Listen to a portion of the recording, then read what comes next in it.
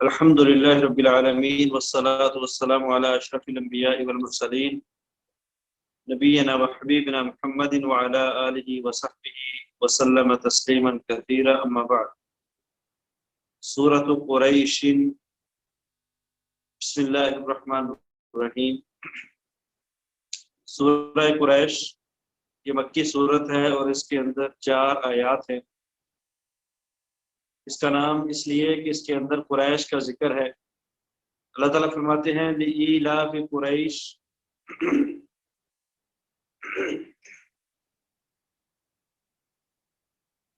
لإیلاف قریش، ایلاف الفت سے ہے، الفت کا معنی ہوتا ہے محبت، پیار، عقیدت۔ لإیلاف قریش، قریش کی عقیدت کے لیے، قریش کی محبت کے لیے، قریش کو مانوس کرنے کے لیے، ایلافہم ان کو مانوس کرنے کے لیے، رحلۃ الشتاء والصیف سردیوں کے رحلے کے ساتھ، والصیف اور گرمیوں کے رحلے کے ساتھ۔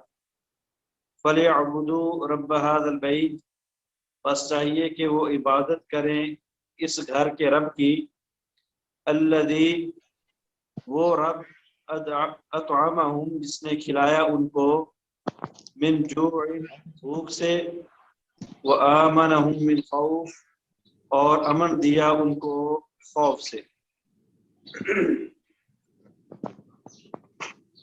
اللہ تعالیٰ سورت کے اندر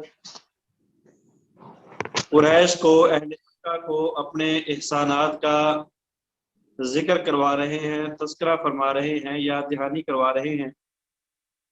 دراصل اس کا تعلق اس سے پچھلی اگر ہم سورہ فیل کا مفہوم اور اس کا تعلق سمجھنے کے اندر بڑی آسانی ہو جاتی، لیکن بہرحال اس سورت کا ایک الگ موضوع ہے اور سورہ فیل کا ایک الگ موضوع ہے، لیکن دونوں صورتوں کے اندر جو ایک مرکزی نقطہ ہے، مرکزی پوائنٹ ہے، وہ قریش کو، اہل مکہ کو اپنے احسانوں کا تذکرہ ہے۔ تو اللہ رب العالمین فرماتے ہیں کہ اے اہل مکہ، ہم نے تم کو مانوس کرنے کے لیے، تمہارے اندر پیغمبر نے آنا تھا، تمہارے اوپر بڑی ذمہ داری کو عائد ہونا تھا، تو اس لیے تم کو مانوس کرنے کے لیے، اپنے قریب کرنے کے لیے ہم نے قبل از وقت آپ کے اندر چند نشانیوں کا ظہور فرمایا۔ ہم نے آپ کو چند طریقوں سے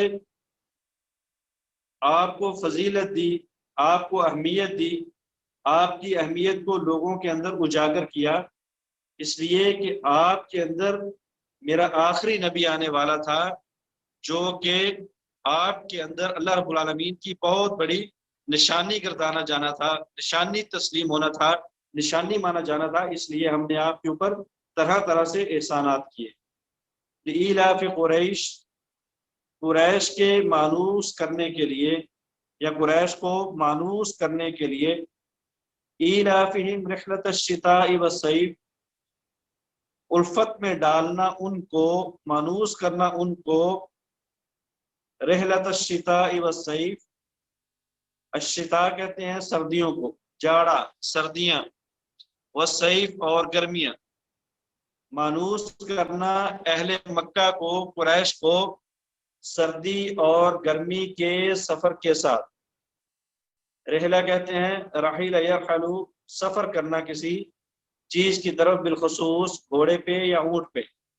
تو اہل مکہ ایک سفر کیا کرتے تھے گرمیوں میں اور ایک سفر کیا کرتے تھے سردیوں میں۔ اہل مکہ کے 2 تاجر قافلے ہوتے تھے، ایک گرمیوں میں جایا کرتا تھا اور ایک سردیوں میں جایا کرتا تھا۔ رحلۃ الشتاء جو سردیوں کا رحلہ تھا وہ یمن جایا کرتا تھا، کیونکہ یمن گرم علاقہ تھا، اور والصیف اور جو گرمیوں کا رحلہ تھا وہ شام جایا کرتا تھا، اس لیے کہ شام کے اندر سردی ہوتی تھی۔ تو اہل مکہ اللہ کے اس موسموں سے فائدہ بھی اٹھاتے تھے اور ساتھ ساتھ تجارت بھی کرتے تھے، جو کہ سارا سال ان کا گزر بسر ہوتا تھا۔ ان کا گزران ہوتا تھا، ان کا کاروبار ہوتا تھا۔ تو اللہ رب العالمین فرماتے ہیں کہ اے اہل قریش، ہم نے آپ کے لیے آٹومیٹکلی طور پہ 2 رحلوں کو منتخب کیا، 2 سفروں کا منتخب کیا، ایک سردیوں کا یمن کی طرف اور ایک گرمیوں کا شام کی طرف۔ اور اسی شام کے سفر میں، گرمیوں کے سفر میں جنگ بدر پیش آئی تھی رمضان کے مہینے میں، جو کہ 17 رمضان المبارک کو وقوع پذیر ہوئی تھی، 17 رمضان المبارک کو بدر شہر کے اندر ہوئی تھی۔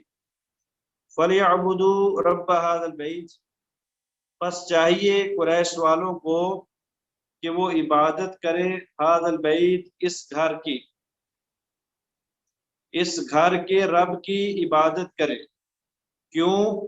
الذی اطعمہم، کہ اس گھر کا رب وہ ہے جس نے کھلایا ان کو من جوع، بھوک سے، وآمنہم من خوف، اور امن دیا ان کو من خوف، خوف سے، گھبراہٹ سے۔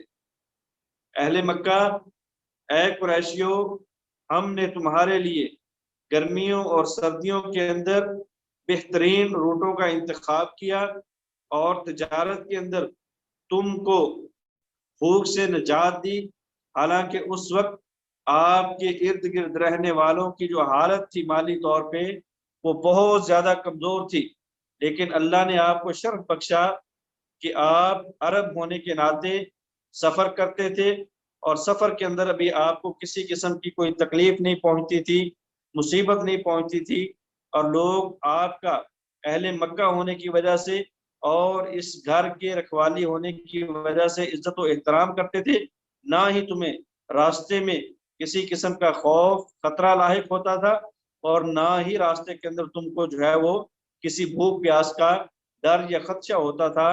لوگ تم کو متبرک سمجھتے ہوئے، بابرکت سمجھتے ہوئے، اور اللہ کے گھر کے رکھوالے اور اللہ کے گھر کے جو ہے وہ مکین اور مسکین سمجھتے ہوئے تمہاری خدمت کیا کرتے تھے۔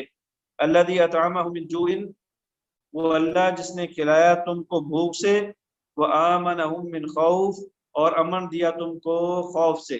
تم سفر کرتے تھے تب بھی تم کو کوئی ڈر نہیں تھا، لوگ آپ کی قدر کرتے تھے، اور جب تم واپس اپنے شہر مکہ میں لوٹ آتے تھے تو تب بھی تم کو کوئی ڈر نہیں تھا، اس لیے کہ یہ حدود حرم تھا، اور لوگ آپ کو کسی بھی قسم کا نقصان پہنچانے سے پہلے 100 بار سوچتے تھے، اور اللہ کے غضب اور اللہ کے عذاب سے ڈرتے ہوئے آپ کو کچھ نہیں کہتے تھے۔ تو یہ سورہ قریش ہے جس کے اندر اللہ رب العالمین نے قریشیوں کو اپنے احسانات کا تذکرہ فرمایا ہے، اپنے احسانات یاد کروائے ہیں۔ اس کے بعد ہے سورۃ الفیل۔ سورہ فیل مکی ہے اور اس کے اندر 5 آیات ہیں۔ فیل عربی زبان کا لفظ ہے اور اس کا معنی ہے ہاتھی، ایلیفینٹ۔ بسم اللہ الرحمن الرحیم۔ الم تر کیف فعل ربک باصحاب الفیل، کیا نہیں دیکھا آپ نے اے پیغمبر، کیف فعل ربک، کہ کیا حشر کیا تیرے رب نے، باصحاب الفیل، اصحاب فیل کے ساتھ، ہاتھی والوں کے ساتھ۔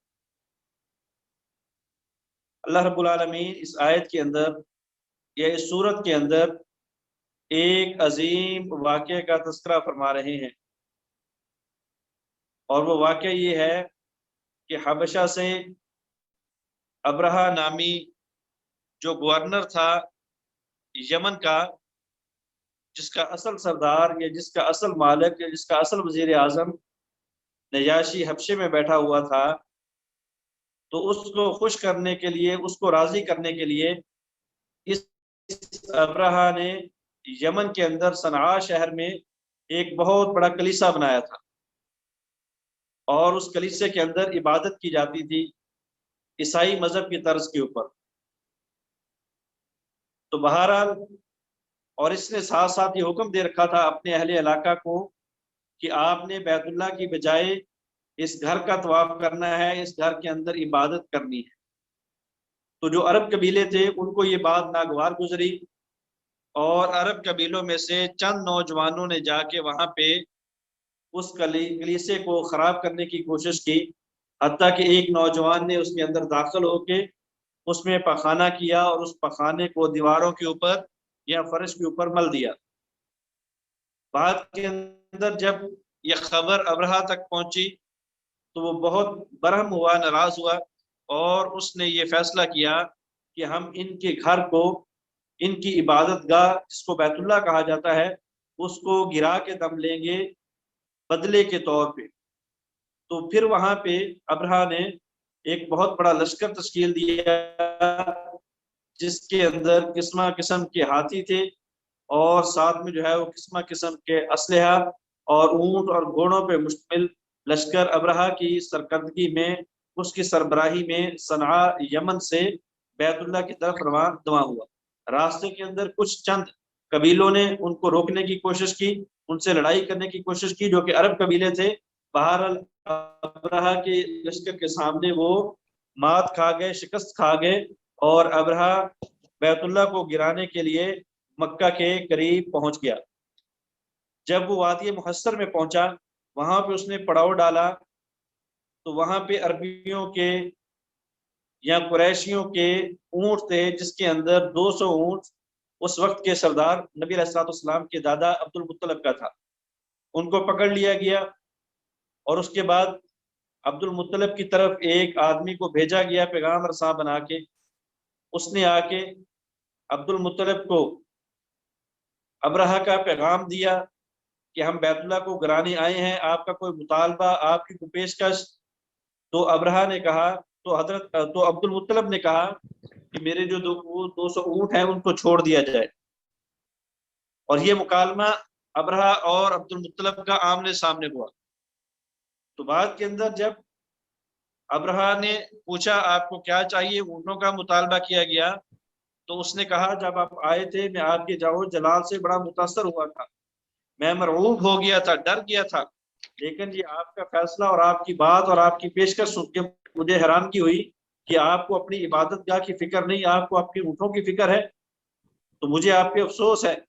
تو عبد المطلب نے کہا میں اونٹوں کا مالک ہوں، مجھے میرے اونٹوں کی فکر ہے، اس گھر کا بھی ایک مالک ہے، وہ اپنے گھر کی فکر خود کر لے گا۔ تو چنانچہ عبد المطلب کی اونٹوں کو واپس کر دیا گیا۔ وہ مکہ میں پہنچے اور اپنے لوگوں کو لے کے، قریشیوں کو لے کے، اہل مکہ کو لے کے پہاڑوں کی چوٹیوں پہ چڑھ گئے تاکہ ابرہہ ان کو نقصان نہ پہنچا سکے۔ تو بعد کے اندر جب ابرہہ نے مکہ کو گرانے کے لیے تیاری کی، لشکر کو روانہ کرنا چاہا، تو تاریخ کے اندر آیا ہے، تفسیر کی کتابوں میں موجود ہے کہ اس کا جو ہاتھی تھا جس کو محمود کہا جاتا تھا، وہ بیٹھ گیا، ہل نہیں رہا تھا، اس کو بہت مارا گیا، حتیٰ کہ لہو لہان کر دیا گیا، لیکن اس نے پھر بھی مکہ کی طرف چلنا گوارا نہ کیا۔ جب اس کو شام کی طرف چلایا جاتا وہ چلتا تھا، یمن کی طرف چلایا جاتا وہ چلتا تھا، مشرق کی طرف چلایا جاتا وہ چلتا تھا، لیکن جب اس کو مکہ کی طرف بگایا جاتا یا چلایا جاتا تو وہ بیٹھ جاتا تھا۔ اور اسی آنن فانن میں اللہ رب العالمین کی طرف سے فوج آئی ابابیل کی۔ ابابیل کا مطلب ہے جھنڈ، لشکر، جو کہ پرندے تھے، جن کے منہ پرندوں جیسے تھے اور ان کے جو ہاتھ تھے وہ کتے کے یا بلی کے پنجوں جیسے تھے، اور بعض مفسرین نے کہا کہ وہ سمندری بغلے تھے۔ تو بہرحال اللہ کی طرف سے پرندے آئے، ان کے پاؤں کے اندر 2 کینکریاں اور ایک کینکری چور، جب انہوں نے گرانا شروع کیا بھی بھیجی، جس کی وجہ سے ان کی سپیڈ اور تیز ہوگی، تو وہ جس کو لگتی تھی یا تو وہ فوراً مر جاتا تھا یا پھر اس کا جسم جو ہے وہ جھڑنا شروع ہو جاتا تھا۔ تو اس انداز کے ساتھ اللہ رب العالمین نے اس لشکر کو تباہ و برباد کیا، اور اس ابرہہ کو بھی تباہ و برباد کیا، جس کو ایک کینکر لگنے کی وجہ سے واپس صنعاء مقام پہ لے جایا گیا، اور اس کا جسم جو ہے وہ جھڑنا شروع ہو گیا تھا، حتیٰ کہ موت کے وقت اس کا دل جو ہے وہ پھٹ کے باہر آ چکا تھا۔ مفسرین اس بات کا تذکرہ اپنی کتب تفاسیر کے اندر بھی کرتے ہیں۔ تو بہرحال اس سارے واقعہ کا ذکر اللہ رب العالمین آقا علیہ السلام کو بتلا رہے ہیں۔ حالانکہ نبی علیہ السلام نے یہ منظر دیکھا نہیں، لیکن اللہ رب العالمین مخاطب کر رہے ہیں الم ترا، کہ کیا تو نے نہیں دیکھا؟ تو یہاں پہ جو ترا ہے یہ بمعنی تعلم کی ہے کہ اے پیغمبر تو نے یہ واقعہ اپنے آباء و اجداد سے نہیں سنا، اپنے بڑوں سے نہیں سنا، کیونکہ جس سال آقا علیہ السلام کی ولادت ہوئی ہے اسی سال جو ہے وہ اصحاب فیل کا واقعہ پیش آیا ہے معتبر تفاسیر کے مطابق اور راجح قول کے مطابق، تو اس لیے اس واقعے کو گزرے ہوئے زیادہ عرصہ نہیں ہوا تھا۔ اللہ رب العالمین آقا علیہ الصلوۃ والسلام کو ایسے پوچھ رہے ہیں کہ اے پیغمبر کیا آپ نے اس واقعہ کو دیکھا نہیں، مطلب آپ اس واقعے کے بارے میں جانتے نہیں ہیں۔ الم تر کیف فعل ربک باصحاب الفیل، کیا نہیں دیکھا کہ کیا کیا تیرے رب نے باصحاب الفیل، ہاتھی والوں کے ساتھ، کیونکہ اگرچہ اس کے اندر ایک بشری طاقت بھی تھی، لوگوں کی طاقت بھی تھی، لیکن شاید یہ وہ جنگ تھی جس کے اندر ہاتھیوں کا استعمال پہلی دفعہ ہوا ہے، یا پھر اس جنگ کے اندر زیادہ بھروسہ ہاتھیوں کے اوپر کیا گیا تھا، کیونکہ ابرہا کم از کم 10 سے 12 ہاتھی اس نیت سے لایا تھا کہ ان کے گلوں میں زنجیریں ڈال کے ان کو بیت اللہ کی دیواروں کے ساتھ جکڑ کے ایک ہی لمحے کے اندر بیت اللہ کو نعوذ باللہ گرا دیا جائے گا۔ اس لیے جو ہے اس پورے واقعے کو اصحاب الفیل کا نام دیا گیا ہے۔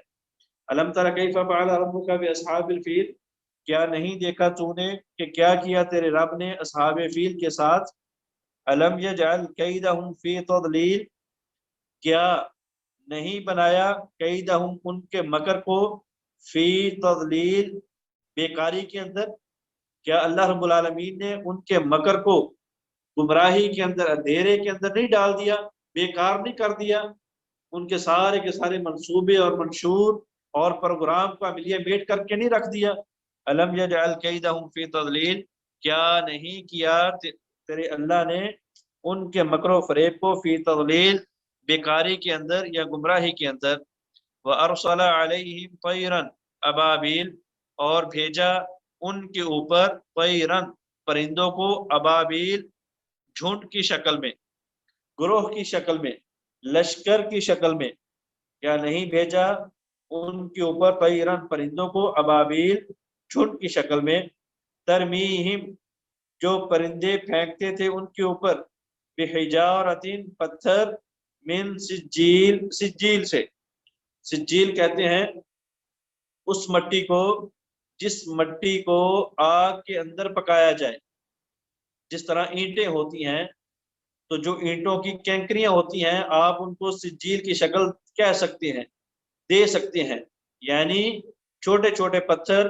بعض خطبے تفسیر کے اندر آیا کہ وہ مسور کی دال کے برابر تھے، اور بعض خطبے حدیث تفسیر کے اندر آیا کہ وہ چنے کے مقدار کے برابر تھے۔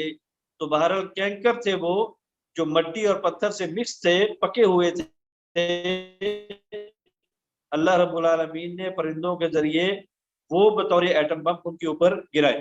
ترمیہم بحجارۃ من سجیل، وہ پھینکتے تھے ان کے اوپر، بحجارۃ، پتھر، من سجیل، سجیل سے، فجعلہم، تو بنا دیا اللہ تعالیٰ نے ان کو، کعصف مأکول، کاف حرف تشبیہ ہے، عصف یہ کہتے ہیں بھوسے کو، اللہ رب العالمین نے بنا دیا ان کو مانند اس بھوسے کی، مأکول، جو کہ کھایا ہوا تھا، ایسا بھوسا جو کہ کھایا ہوا تھا۔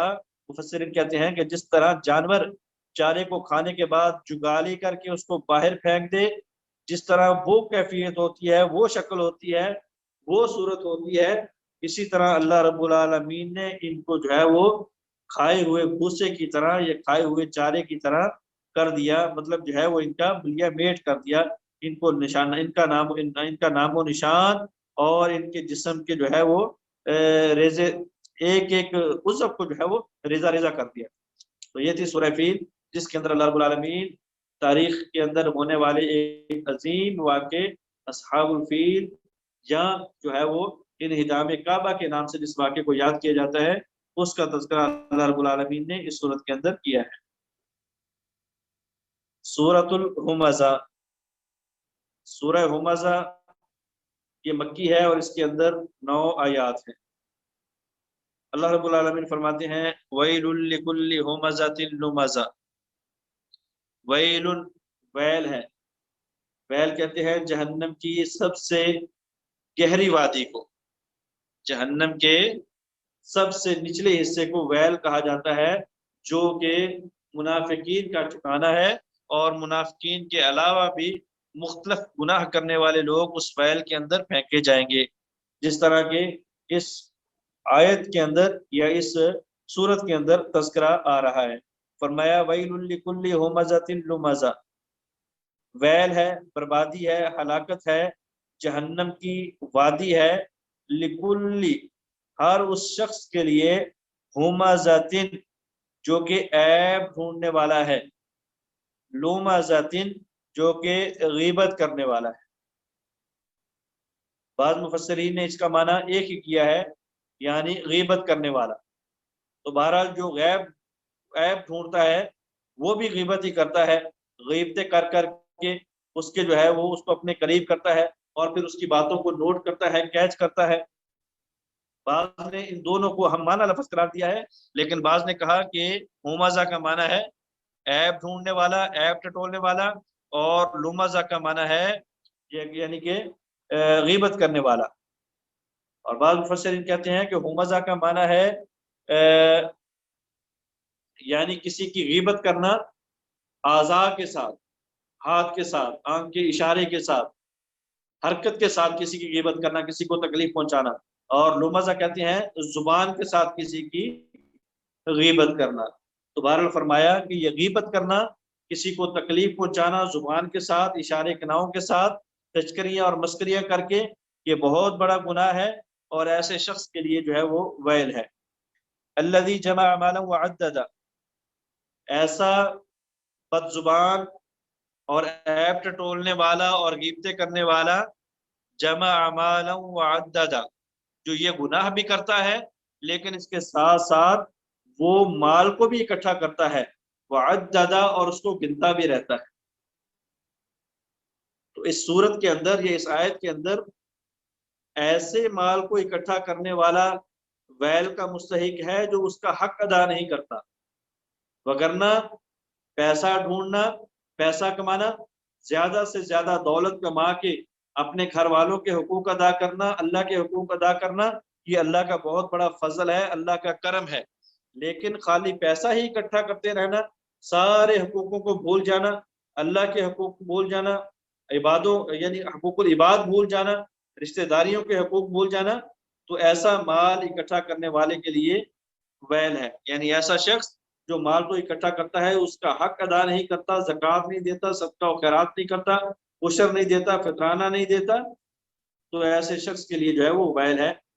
ایسا شخص جمع مالا وعددا، جو جمع کرتا ہے مال کو، وعددا، اور اس کو گنتا رہتا ہے، عدد یعدد، اس کو گنتا رہتا ہے، صبح بھی گنتا ہے، دوپہر بھی گنتا ہے، شام بھی گنتا ہے، صبح کو بھی جو ہے وہ بینک کے اکاؤنٹ اور بینک کے جو ہے وہ کاپیاں لے کے بیٹھا ہے، رات کو بھی، دوپہر کو بھی، کام ہی اس کا جو ہے وہ مال مال مال، اور مال کی جو ہے وہ گنتی ہے۔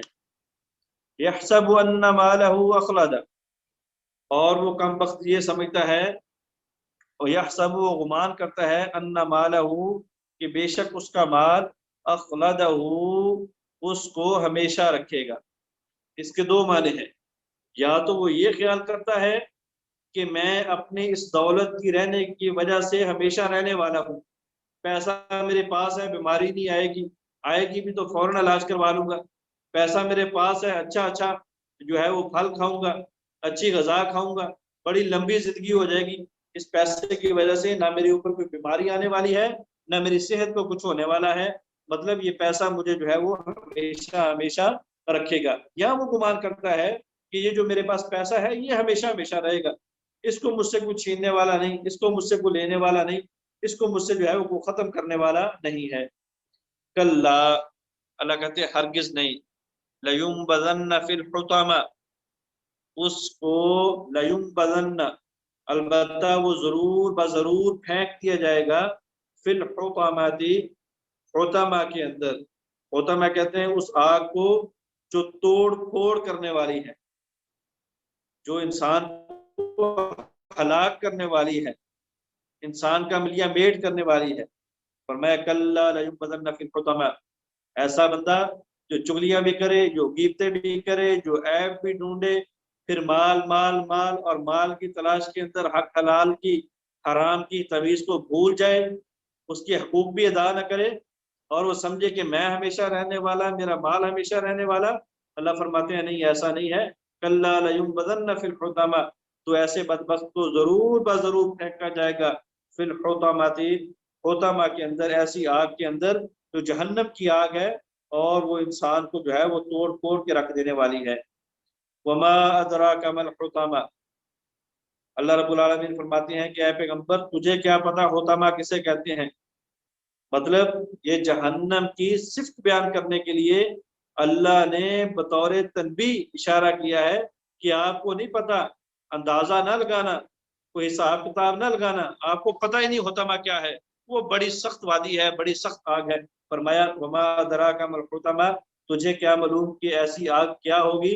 نار اللہ الموقدہ، وہ تو اللہ کی طرف سے سلگائی ہوئی آگ ہے، اللہ کی طرف سے سلگائی ہوئی، اللہ کی طرف سے بنایا ہوا آسمان اندازہ خود کر لو، اللہ کی طرف سے بنائی ہوئی زمینیں اندازہ خود کر لو، اللہ کی طرف سے بنائے ہوئے جنگلات اور پہاڑ اندازہ خود کر لو، اللہ کی طرف سے بنائے ہوئے سمندر اندازہ خود کر لو، مخلوقات چرند پرند اندازہ خود کر لو، اور پھر یہ بھی اندازہ کرو کہ جو آگ اللہ نے بنائی ہے اس کی کیفیت کیا ہوگی، اور اس کے جو ہے نا علاوے کیا ہوں گے، اور اس کی لمبائی اور چوڑائی کیا ہوگی۔ فرمایا التی تطلع علی الافئدہ، وہ آگ تطلع جو چڑھ دوڑے گی، اطلع یطلع، اطلع یطلع کا معنی ہوتا ہے چڑھنا، پہاڑ کے اوپر چڑھنا، اطلعت علی الجبال، میں پہاڑ کے اوپر چڑھا یا میں پہاڑ کی طرف گیا۔ فرمایا کہ وہ ایسی آگ ہے جو چڑھ دوڑے گی علی الافئدہ، دلوں کے اوپر، علی الافئدہ جو چڑھ دوڑے گی دلوں کے اوپر، افئدہ کہتے ہیں دلوں کو، قلوب کو۔ تو فرمایا اگرچہ دنیا کی جو آگ ہے وہ بھی انسان کو ہلاک کرنے والی ہے، وہ بھی انسان کا ملیہ میٹ کرنے والی ہے، لیکن وہ دل تک پہنچتی نہیں، دل پہلے کام کرنا چھوڑ دیتا ہے اور انسان مر جاتا ہے، انسان ختم ہو جاتا ہے۔ لیکن جو جہنم کی آگ ہے، انسان اپنی ہوش و حواس کے اندر دیکھے گا اور محسوس کرے گا کہ اس کی آگ جو ہے وہ ڈائریکٹ، جہنم کی آگ ڈائریکٹ انسان کے دل کو چھو رہی ہے، انسان کے دل کے اوپر جا کے حملہ کر رہی ہے۔ فرمایا اللہ کی آگ وہ ایسی آگ ہے جو انسان کے، جہنم کے اندر انسان کے دلوں کے اوپر چڑھ دوڑے گی۔ انہا علیہم مؤصدہ، بے شک وہ آگ علیہم ان کے اوپر مؤصدہ روکی ہوئی ہوگی، وہ آگ ان کے اوپر دیواروں کے اندر روکی گئی ہوگی۔ ایسا نہیں ہوگا کہ ہوا کا جھونکا آئے گا ختم ہو جائے گی ہوا، نہیں، بلکہ اس کے آس پاس دیواریں ہیں، گویا کہ کنویں کے اندر آپ اندازہ لگا لیں، جو آگ جلائی جائے تو اس کا بجھانا مشکل ہو جاتا ہے، اس کا بجھنا بھی مشکل ہو جاتا ہے۔ فرمایا کہ وہ آگ ان کے اوپر روکی ہوئی ہوگی، بند کی ہوئی ہوگی، فی عمد ممددہ، فی میں عمد کہتے ہیں عمود کو، ستونوں کو، ممددہ جو کہ لمبے لمبے ہوں گے، بڑے بڑے ستونوں کے اندر اس آگ کو روکا گیا ہوگا، یعنی جہنم کے اندر آگ اور آگ کے اندر لوہے کے ستون، ان لوہے کے ستونوں کے ساتھ جہنمیوں کو باندھا ہوا ہوگا اور ان کے اوپر جو ہے وہ آگ کو پیش کیا گیا ہوگا، پیش کیا جا رہا ہوگا۔ اعاذنا اللہ منہ، اللہ تعالی ہمیں اس منظر سے اور اس آگ سے اور جہنم کے عذاب سے بچا کے رکھے۔ تو بہرحال اس آیت کے اندر، اس سورت کے اندر جو کہ سورہ ہمزہ یعنی غیبت کے بارے میں، تو غیبت کرنے والے کا انجام بھی بیان کیا گیا، لیکن ساتھ ساتھ حرام کا مال یا جو ہے وہ حلال مال کما کے اس میں سے اللہ رب العالمین کا حق ادنا ادا کرنے والے کا جو انجام ہے وہ بیان کیا گیا ہے، اور اس کی پوری کیفیت اس سورت کے اندر بیان کی گئی ہے۔ سورۃ العصر، سورہ عصر مکی ہے اور اس کے اندر 3 آیتیں ہیں، اور یہ وہ سورت ہے جس کے بارے میں کتب تفسیر کے اندر آیا کہ صحابہ کرام جب ایک دوسرے کو ملتے تو یقین دہانی کے طور پہ، تذکیر کے طور پہ، نصیحت کے طور پہ ان کو آپس کے اندر سورہ عصر کی تلاوت کیا کرتے تھے، ایک دوسرے کو سورہ عصر پڑھ کے سنایا کرتے تھے۔ اور یہ وہ صورت ہے جب یہ نازل ہوئی تو صحابی رسول عمر بن عاص رضی اللہ تعالیٰ عنہ جو اس وقت مسلمان نہیں ہوئے تھے، وہ اس صورت کو لے کے مسیلمہ کذاب کے پاس گئے، جس نے آقا علیہ الصلوۃ والسلام کی وفات کے بعد نبوت کا دعویٰ کیا تھا، اور حضرت ابوبکر صدیق رضی اللہ تعالیٰ عنہ نے اس کو جو ہے وہ قتل کیا تھا۔ تو اس مسلمہ کذاب کے پاس جب گئے، کہا سنائیے کیا آج کل نازل ہوا آپ کے جو ہے وہ عربی پر، یا آپ کے ہمسائے پر، یا آپ کے شہر والے پر؟ تو انہوں نے کہا کہ ان کے اوپر جو صورت آئی ہے اس کے اندر بڑی باریکی ہے، اس کے اندر بڑی بلاغت ہے، اس کے اندر بڑی فصاحت ہے۔ تو کہا کہ سنائیے مجھے۔ جب آقا علیہ الصلوۃ، جب عمرو بن عاص نے یہ صورت سنائی تو اس نے بھی جو ہے وہ آگے سے مشہور و معروف مقولہ جو ہے الوبر وما ادراک ما الوبر، یہ پوری کی پوری جو ہے وہ ایک آپ اس کو جو ہے وہ ایک عربی کا مقولہ کہہ لیں، عربی کی عبارت کہہ لیں، وہ پڑھ کے سنائی۔ تو عمرو بن عاص رضی اللہ تعالی عنہ جو اس وقت مسلمان نہیں ہوئے تھے، انہوں نے کہا کہ نہیں مسلمہ کذاب، تیرے سے کام نہیں بنا، تیرے سے جو ہے نا وہ مقابلہ نہیں ہوا، اللہ کی قسم مجھے یقین ہو گیا کہ تو جھوٹا ہے۔ جو صورت اس پیغمبر کے اوپر نازل ہوئی ہے، اس آدمی کے اوپر نازل ہوئی ہے جو اپنے آپ کو پیغمبر کہتا ہے، وہ واقعتاً اس چیز کے اوپر دلالت کرتی ہے کہ وہ کلام کسی انسان کی کلام نہیں بلکہ وہ کلام رب رحمان کی کلام ہے۔ تو اللہ رب العالمین اس صورت کے اندر ارشاد فرما رہے ہیں والعصر، واو قسمیہ ہے، والعصر قسم ہے عصر کی۔ عصر کے دو معنی، یا تو عصر سے مراد زمانہ، یعنی وہ زمانہ جس کے اندر دن آتا ہے رات چلی جاتی ہے، رات آتی ہے دن چلا جاتا ہے، کوئی زمانے میں فوت ہو رہا ہے، کوئی زمانے میں آ رہا ہے، کوئی کما رہا ہے، کوئی کھا رہا ہے، کوئی پی رہا ہے، مطلب اس زمانے کے اندر اللہ کا جو ہے وہ ایک سرکل، اللہ کا ایک نظام قدرت چل رہا ہے۔ تو اللہ رب العالمین نے اس زمانے کی قسم کھائی، یا پھر اس سے مراد جو ہے وہ عصر ٹائم ہے، جس کی بہت زیادہ فضیلت ہے، بہت زیادہ اہمیت ہے شریعت کے اندر۔ اسی لیے تو آقا علیہ الصلوۃ والسلام کو اللہ تعالیٰ نے بطور خاص فرمایا کہ حافظوا علی الصلوات والصلاۃ الوسطیٰ، کہ اے پیغمبر نمازوں کی حفاظت کرو، بالخصوص درمیانی نماز جو کہ عصر کی نماز ہے اس کی بالخصوص حفاظت کرو۔ اور اسی طرح جو ہے وہ ایک اور حدیث کے اندر آقا علیہ الصلوۃ والسلام نے فرمایا کہ جس شخص نے عصر کی نماز کو چھوڑا فکأنما غتر اہلہ ومالہ، گویا کہ اس کا اہل بھی تباہ ہو گیا اور اس کا جو ہے وہ مال بھی تباہ ہو گیا۔ تو یہ بڑی اہمیت کا حامل وقت ہے، کیونکہ اس وقت کے اندر لوگوں کو اپنے کاروبار کی ٹینشن پڑی ہوتی ہے، پیسہ اکٹھا کرنا ہوتا ہے، حساب و کتاب لگانا ہوتا ہے، کسی سے لینا ہوتا ہے، کسی کو دینا ہوتا ہے۔ تو لہٰذا یہ جو وقت ہے یہ ایک بڑی اہمیت اور قدر کا حامل ہے، اس لیے اللہ رب العالمین نے اس وقت کی قسم کھا کے فرمایا ان الانسان لفی خسر، بے شک انسان لفی خسر، گھاٹے کے اندر ہے۔ خسر خسارہ، نقصان، گھاٹا، کہ بے شک انسان گھاٹے کے اندر ہے۔ اللہ فرماتے ہیں میں قسم اٹھا کے کہتا ہوں کہ انسان گھاٹے کے اندر ہے، لیکن انسان تب گھاٹے کے اندر نہیں ہے اگر انسان نے گھاٹے سے نکلنا ہے تو پھر یہ کام کرنا ہے الا الذین آمنوا، مگر وہ لوگ آمنوا جو ایمان لائے، وعملوا الصالحات اور نیک اعمال کیے، وتواصوا بالحق اور آپس کے اندر ایک دوسرے کو وصیت کی، نصیحت کی، حق کی، وتواصوا بالصبر اور آپس کے اندر ایک دوسرے کو وصیت کی، نصیحت کی، لیکچر دیا، سبق دیا صبر کا۔ اللہ تعالیٰ نے فرمایا کہ ایسا انسان، ایسا شخص جو اللہ کے ساتھ ایمان لے آئے، اللہ کی کتابوں کے ساتھ، اللہ کے فرشتوں کے ساتھ، اللہ کے نبیوں کے ساتھ، آخرت کے ساتھ، اچھی بری تقدیر کے اوپر ایمان لے آئے اور اس ایمان کے اندر کسی کو شریک نہ کرے، اس ایمان کے اندر اس جو ہے وہ اپنی حالت کے اندر کسی کو شریک نہ کرے، وعمل الصالحات اور نیک اعمال کرے، نماز پڑھے، روزہ رکھے، استطاعت ہو تو حج کرے، زکوٰۃ دے، حقوق اللہ، حقوق العباد کا خیال رکھے، وتواصوا بالحق اور ایک دوسرے کو حق بات یعنی نیکی کے کام کی تلقین کرتے رہیں، برائی سے روکتے رہیں، اچھی باتیں بتاتے رہیں، اچھی باتیں سناتے رہیں، برے کاموں کے انجام سے ان کو جو ہے وہ ڈراتے رہیں، وتواصوا بالصبر اسی طرح تکلیف مصیبت زندگی کا ایک حصہ ہے، آ جائے تو ایک دوسرے کو صبر کی تلقین کرتے رہیں۔ ایسا عمل کرنے والا، ایمان لانے والا، نیک اعمال کرنے والا، حق اور صبر کی تلقین کرنے والا انسان کبھی بھی گھاٹے کے اندر نہیں ہو سکتا۔ جو آدمی ان صفات سے عاری ہے، خالی ہے، تو ایسا انسان گھاٹے کے اندر ہے، اور اس چیز کی قسم اللہ رب العالمین اٹھا رہے ہیں۔ جی 4 صورتیں ہو گئی جی. جی السلام علیکم ورحمۃ اللہ. السلام ورحمۃ اللہ.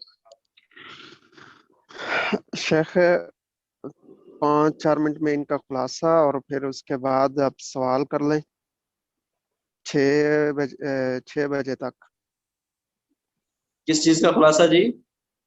یہ 4 صورتیں جو آپ نے بیان کیے نا، ان کے کچھ حوالے سے کچھ باتیں بتا دیں ان کو، اور جی انہی کے یہ بارے میں 4 ان سے پوچھ لیں. صورتیں جو ہم نے پڑھی ہیں یہ چاروں کی چاروں مکی صورتیں ہیں، ہجرت سے پہلے نازل ہوئی. اور جس صورت پہ ہم نے اینڈ کیا ہے سورہ عصر، اس کا خلاصہ میں نے ابھی آپ کے سامنے بیان کیا کہ اللہ رب العالمین فرماتے ہیں کہ مجھے عصر کی قسم یا زمانے کی قسم، بہت بڑا اعلان کرنے والا ہوں. اور وہ اعلان یہ ہے کہ انسان گھاٹے کے اندر ہے. اگر انسان 4 چیزوں کو چھوڑے گا، 4 چیزوں کی پابندی نہیں کرے گا تو وہ یقیناً گھاٹے کے اندر ہے. لیکن اگر 4 چیزوں کی پابندی کرے گا تو وہ گھاٹے کے اندر نہیں ہے. وہ 4 چیزیں کون سی ہیں؟ ایک، ایمان لانا، جس طرح ایمان لانے کا حق ہے. دوسرے نمبر پہ نیک اعمال کرنے. تیسرے نمبر پہ جو ہے وہ حق کی تلقین کرنے، یعنی سچی بات، اچھی بات، نیکی والی بات کا ایک دوسرے کو حکم دینا، ایک دوسرے کو کہتے رہنا.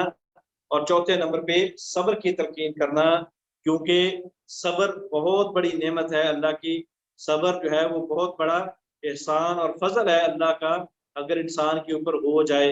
تکلیفیں، مصیبتیں، پریشانیاں جو ہے وہ کاروبار کے اندر گھاٹے اور خسارے یہ ایک زندگی کا حصہ ہے. لیکن ایسی پریشانی کی حالت میں اور ایسے حالات کے اندر ہم نے کبھی بھی صبر کا دامن نہیں چھوڑنا. تو بہرحال 4 چیزیں کرنے سے انسان گھاٹے سے نکل سکتا ہے. اس کے بعد ہم نے سورہ پڑھی ہے ہمزہ. ہمزہ کا مطلب ایسا انسان جو کسی کے عیب ڈھونڈتا ہے، کنفوسی کرتا ہے، جاسوسی کرتا ہے، مخبری کرتا ہے، یا پھر ایسا انسان جو کسی کو اپنی حرکات کے ذریعے نقصان پہنچاتا ہے، اپنی حرکات کے ذریعے اس کو تکلیف اور اذیت دیتا ہے. تو اللہ رب العالمین نے فرمایا کہ کسی کو اپنے ہاتھوں کے ذریعے، اشاروں کناؤں کے ذریعے جو ہے وہ پریشان کرنے والا، تکلیف دینے والا، اور زبان کے ذریعے غیبت کر کے تکلیف دینے والا، اور ساتھ ساتھ مال کو اکٹھا کر کے اس کے اوپر سانپ بن کے بیٹھ کر اس کا جو ہے معقول حق نہ دینے والا، یہ جہنم کے اندر جائے گا. اور پھر اللہ رب العالمین نے اس جہنم کا تذکرہ یوں فرمایا کہ وہ بہت بڑی آگ ہوگی، اور اس آگ کے اندر اس انسان کو پھینکا جائے گا حتیٰ کہ اس کا دل بھی پگھل جائے گا، اور اس کو اس آگ کے اندر جو ہے وہ لوہے کے زنجیروں کے ساتھ، لوہے کے عمودوں، لوہے کے کیلوں کے ساتھ باندھ دیا جائے گا. اس کے بعد اللہ رب العالمین نے سورہ فیل کے اندر اس تاریخ کا بہت بڑا واقعہ اصحاب الفیل جو ہے وہ انہدام کعبہ، اس کا ذکر فرمایا. اور اللہ رب العالمین نے قریشیوں کے اوپر اپنے احسان کو جتلایا کہ یاد کرو اس دور کو جب تم اپنے سارے مال و متاع کو لے کے، ساری نفری کو لے کے پہاڑوں کے اوپر چڑھ گئے تھے، اس لیے کہ ابرہہ بیت اللہ کو گرانے کے لیے آ گیا تھا. تم نے معاملہ اللہ کے سپرد کر دیا تھا، تو پھر اللہ نے تم کو بغیر کوئی نقصان پہنچائے، بغیر تم سے مدد لیے، خود ہی جو ہے وہ اپنی فوج ابابیل کو بھیج کے، پرندوں کو بھیج کے ابرہہ کا لشکر تباہ و برباد کر دیا تھا. اور اس کے بعد اللہ رب العالمین نے چوتھی سورت کے اندر فرمایا کہ اے قریشیو، یاد کرو ان دنوں کو، یاد کرو اللہ کی نعمتوں کو جب ہم نے تم کو عرب کے سب سے بڑے تاجر بنایا، تمہارے لیے سال کے اندر 2 رحلوں کا، 2 سفروں کا، 2 قافلوں کا انتظام فرمایا، اور پھر دوران سفر بھی اور مکہ کی حدود کے اندر بھی تم کو بھوک سے بچایا، اور تم کو جو ہے وہ امن عطا کیا، لوگوں کے شر اور لوگوں کی تکلیفوں اور لوگوں کے فتنوں سے محفوظ فرمایا. جی اس کے علاوہ کوئی سوال ہے سبق کے متعلقہ یا اس کے علاوہ تو پوچھ رہے؟ السلام علیکم. ویل لکل ہمزۃ لمزہ، اس پہ لاسٹ آیت جو ہے فی عمد ممددہ، اس کے لفظی معنی بولے انہا علیہم موصدہ فی عمد ممددہ. जी इन्नहा अलैहिम, बेशक वो आग, अलैहिम उनके ऊपर, मुअसदा रोकी हुई होगी या बांधी हुई होगी, फी आमदिन मुमद्ददा, फी का माना में, आमदिन, आमद कहते हैं उमूद को, सुतून को, मुमद्ददा, मुमद्दा कहते हैं कि जो लंबे चौड़े हों, खींचे हुए हों, यानी लंबे चौड़े सुतूनों के अंदर उस आग को रोका हुआ होगा, या इस इंसान को जहन्नम में बड़े बड़े सुतूनों के साथ जकड़ा हुआ होगा और फिर उसके ऊपर जो है वो आग पेश की जाएगी।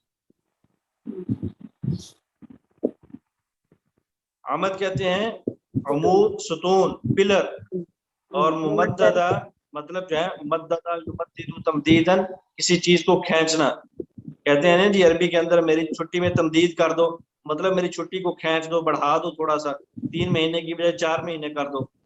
तो मतलब यह है कि खींचे हुए, मतलब लंबे चौड़े बड़े बड़े अमूदों के अंदर जो है, बड़े बड़े सतूनों, पिलरों के अंदर या बड़ी बड़ी मेखों के अंदर जो है वो उस आग को रोका हुआ होगा, या उस इंसान को उसमें उससे बांध के उसके ऊपर आग पेश की गई होगी। इसके अलावा कोई सवाल है? किसी और का सवाल सबक के मुतल्लिक?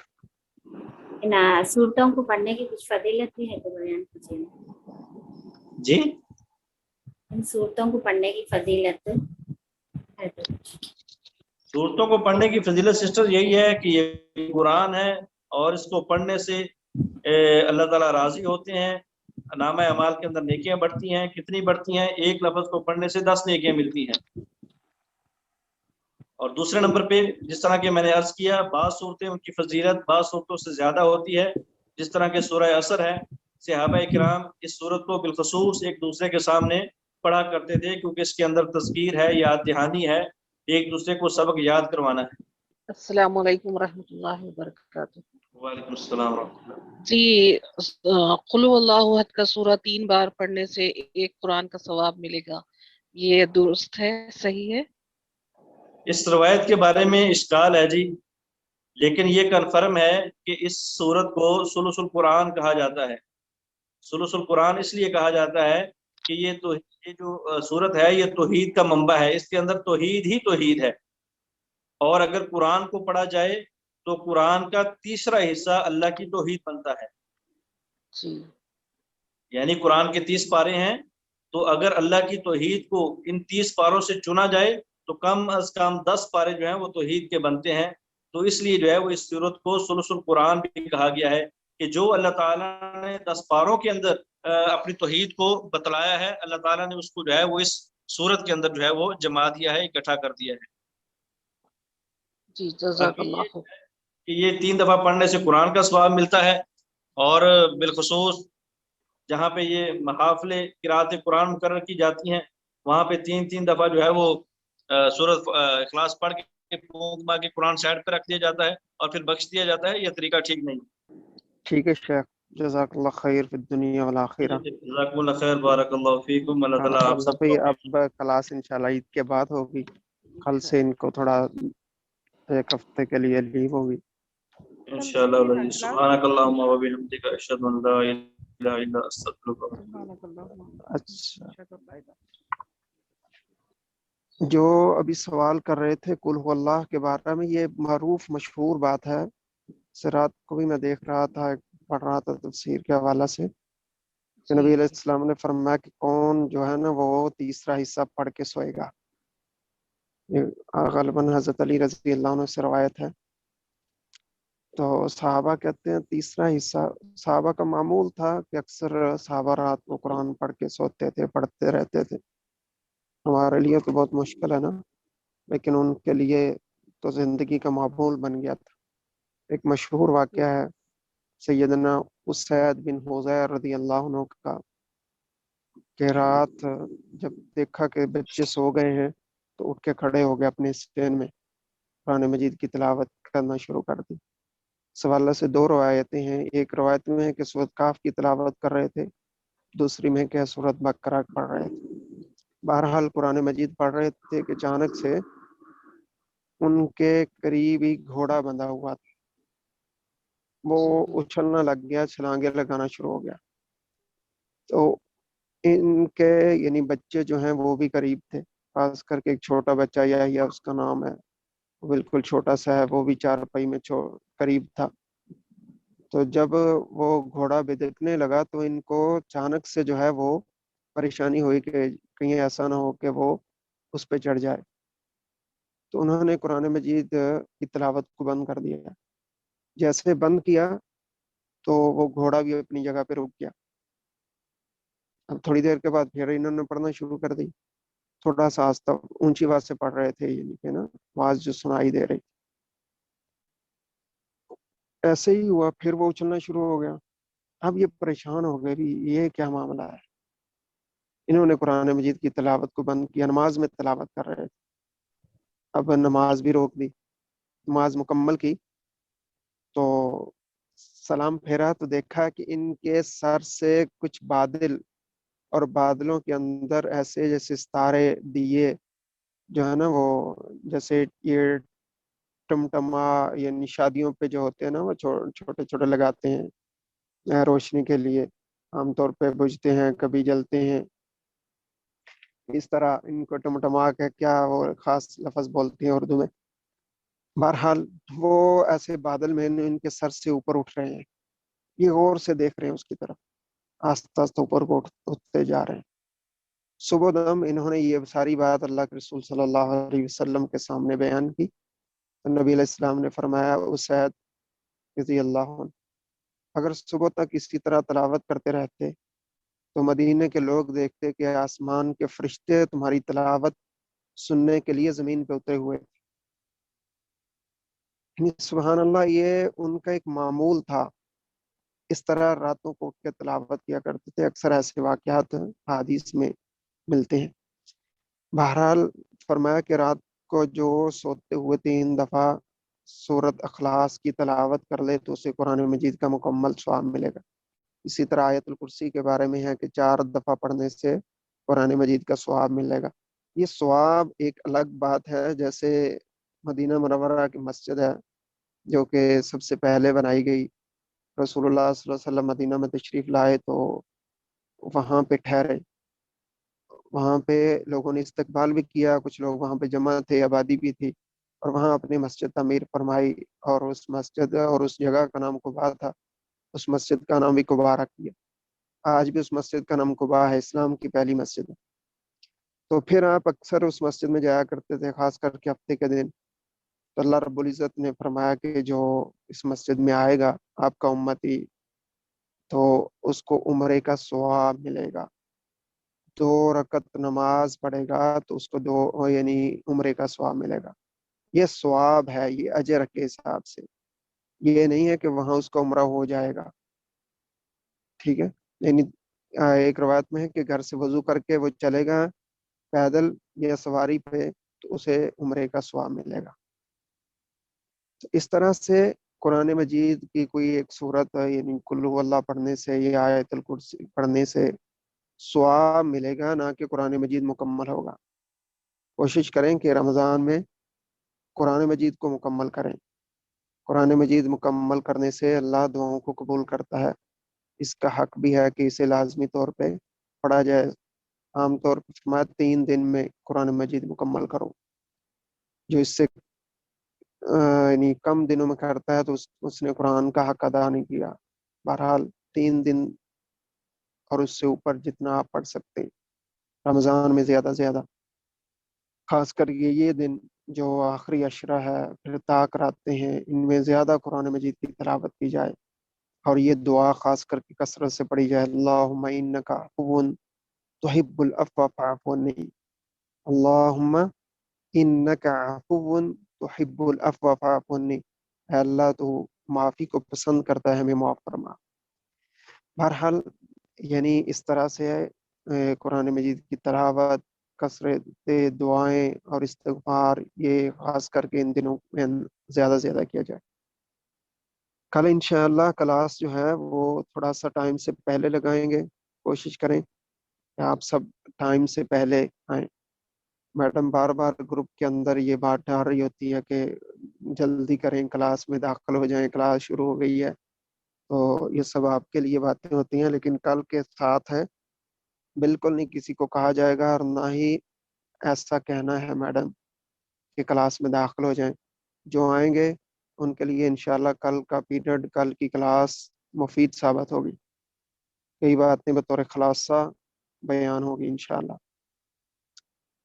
اس لیے سب کلاس میں شامل ہوں اور ٹائم سے شامل ہوں. انشاءاللہ لنک آپ کو ٹائم سے ہی مل جائے گا.